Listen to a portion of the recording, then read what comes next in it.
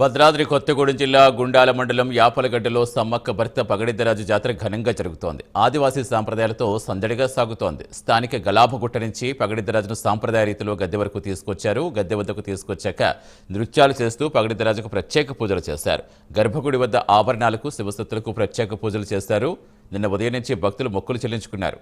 ఇక వరదేవతలను గుట్టకు చేర్చడంతో జాతర గట్టం ముగియనుంది. జాతరలో ఎలాంటి అవాంఛనీయ ఘటనలు జరగకుండా పోలీసులు బందోబస్తు పెట్టారు.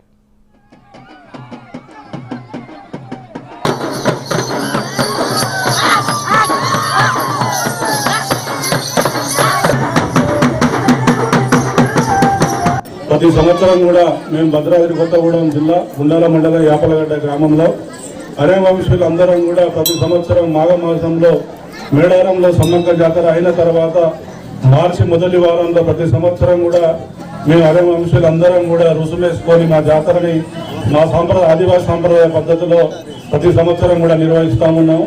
దీనికి భక్తులందరూ కూడా వచ్చి హాజరయ్యి అందరూ దర్శనం చేసుకోవడం జరుగుతుంది. భక్తులందరికీ కూడా మేము సౌకర్యాలన్నీ కూడా ఏర్పాటు చేయడం జరిగింది.